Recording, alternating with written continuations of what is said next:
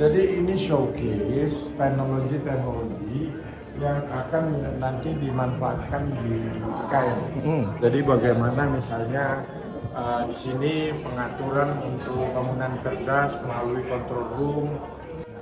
Ini juga bisa dimanfaatkan untuk kota cerdas. Bagaimana kita mengelola, tidak hanya mengelola sebenarnya, dari merencanakan, membangun, sehingga mengelola kota itu dengan sistem digital yang efektif dan efisien. Ini untuk IKN ada dari 19 negara ya, termasuk Indonesia, perusahaan-perusahaan yang tertarik untuk membangun IKN. Dari 19 negara ini sekitar jumlahnya perusahaan ada 256. Kali ini kita berada di Rumah Teknohouse. Ada apa sih di Rumah Teknohouse? Ayo ikuti perjalanan. Pertama yang kita temui kali ini adalah informasi tentang visi Ibu Kota Nusantara. Visi Ibu Kota Nusantara itu adalah Kota Nusantara sebagai kota dunia untuk semua, menegaskan bahwa pembangunan di Ibu Kota Nusantara akan menerapkan pengelolaan berstandar global, mewujudkan visi didukung dengan prinsip dan aspek pendukung pembangunan untuk dapat menjadikan Nusantara sebagai super hub dan pusat ekonomi Indonesia maupun Kalimantan Timur. Dan informasi apa yang bisa kita dapatkan di Teknohouse? Keberadaan informasi di ruangan ini apa saja, Pak? Oh ya, jadi kemarin kita jalan. Jadi ini showcase teknologi-teknologi yang akan nanti dimanfaatkan di IKN. Jadi bagaimana misalnya di sini pengaturan untuk bangunan cerdas melalui control room, kita bisa lihat bagaimana fungsi-fungsi di gedung itu bisa dilakukan secara efisien dan efektif. Jadi mulai dari aksesnya, pemanfaatan air, energi, dan seterusnya. Ini juga bisa dimanfaatkan untuk kota cerdas. Bagaimana kita mengelola, tidak hanya mengelola sebenarnya, dari merencanakan, membangun, sehingga mengelola kota itu dengan sistem digital yang efektif dan efisien. Ini robot LG, dia memberikan informasi, memudahkan pelayanan di rumah. Jadi nanti kontrol bisa dilakukan dari robot, kemudian ini dia bisa mengantarkan makanan, mengantarkan dokumen. Ini robot? Robot, Pak. Oh gitu, Dua-duanya robot jalan sendiri. Terkoneksi antar lingkungan ya? Terkoneksi semua nanti di rumah. Jadi memang ada smart home, smart building, ini semua dibangun dalam satu unit. Jadi misalnya LG juga kita punya smart TV-nya, kemudian command center-nya. Nah, untuk transportasi mobility, Pak, saya ambil contoh. Beberapa negara ada beberapa masalah yang sejauh ini untuk IKN ada dari 19 negara ya, termasuk Indonesia, perusahaan-perusahaan yang tertarik untuk membangun IKN. Dari 19 negara ini sekitar jumlahnya perusahaan ada 256. Aturan kebijakan kita hasilkan, misalnya contohnya gini. Bangunan cerdas Nusantara, pedoman bangunan cerdas ini, jadi nanti semua smart building atau bangunan cerdas minimumnya harus mengikuti aturan kita. Jadi ada minimum pedoman yang harus diikuti. Ini yang kita sebut misalnya nanti bangunan cerdas. Ini untuk kota cerdas. Ini loh roadmap-nya, ini blueprint-nya. Jadi kami di UIKN ini memberikan fondasi yang jelas terukur untuk pembangunan IKN itu sendiri. Jadi kita nggak basis berdasarkan kemampuan vendor, tapi apa yang kita inginkan.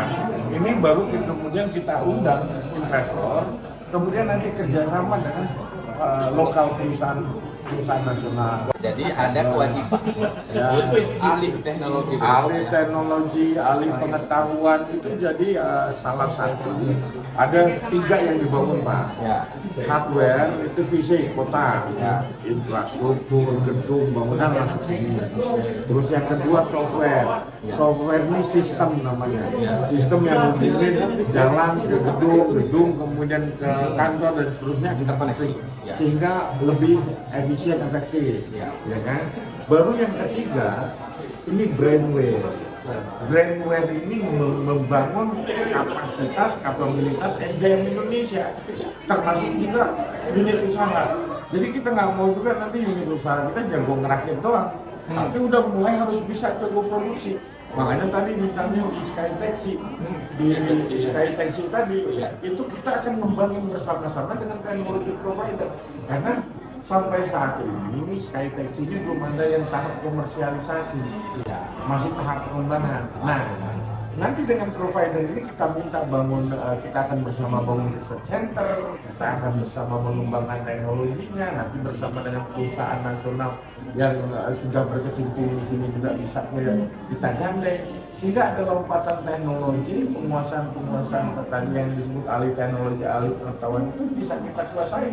Adakah enggak peluang buat generasi muda, terutama warga Kaltim? Bagaimana cara? Jadi begini ya, untuk perusahaan untuk yang berminat akan kirim letter of intent. Letter of intent ini adalah partisipasi untuk membangun di IKN. Baru dari situ nanti ada NDA, non-disclosure agreement, tanda tangan karena ada pertukaran data. Baru kemudian nanti perhitungan visibility kelayakan proyek oleh pengusaha dan masuk ke tahap negosiasi. UMKM juga sangat kita dukung. Jadi ini bukan bicara bukan bicara yang tinggi-tinggi, tetapi juga UMKM kita bangun pelatihan UMKM dari tahun kemarin sudah dibangun Pak. Bulan kemarin itu kita mengadakan pelatihan namanya coding mom, coding difabel. Jadi ibu-ibu rumah tangga Pak itu diajarin coding, dia bisa buat website, kemudian masukin dia jualan UMKM-nya di situ, masuk ke marketplace. Jadi yang dilatih itu ibu rumah tangga. Dan itu harus Pak ya. Kenapa? Karena kita pengen ibu rumah tangganya produktif, kemudian bisa mandiri dan mempunyai kemampuan digital literasi yang tinggi. Sehingga kan mereka teman-teman ini kan yang jadi warga ibu kota ini kita semua. Jadi ini dia yang dipersiapkan. Jadi silakan nanti sampaikan misalnya ketertarikan UMKM ada deputinya, deputi sosial budaya yang memang menguruskan bidang ini dan selalu engage untuk masyarakat. Pokoknya IKN ini dari, oleh, dan untuk masyarakat. Akan ada perencanaan bagaimana IKN ini bersama kota-kota lainnya ini akan maju bersama. Nah, targetnya yang saat ini 2022 ke 2024 sampai tahun depan adalah menyiapkan IKN. Setelah 2024 ini semua akan kita hubungkan juga ke ibu kota provinsi lainnya, Kutai, ke Pontianak, karena itu nanti jaringan konektivitas akan dibangun. Harapan kita bisa gunakan kereta api cepat. Jadi ke depan ini pendulum ekonomi, pertumbuhan ekonomi akan masif di Pulau Kalimantan. Jadi apa yang saat ini dilakukan adalah pemberdayaan desa-desa di wilayah IKN. Pelayanan desa sudah dilakukan secara digital, kemudian ada ruang komputer yang disediakan untuk digital literasi bagi masyarakat, anak-anak sekolah, kemudian juga pelaksanaan partisipatif, training berkaitan dengan digital misalnya. Nah ini kita mau upskilling, reskilling, ini akan di enlarge Pak, akan dibesarkan untuk dikembangkan juga di desa-desa lain. Baik sahabat harian, itulah informasi tadi, terutama teman-teman di Kota Kartanegara yang jangkauan secara geografis itu sangat jauh dari sisi infrastruktur ya.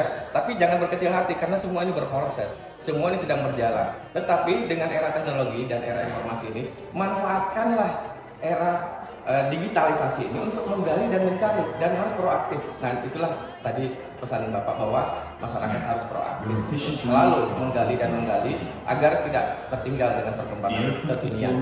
Baik sahabat harian, kami berjumpa kembali. Berbagai informasi akan kita sampaikan di media harian. Assalamualaikum warahmatullahi wabarakatuh. Waalaikumsalam.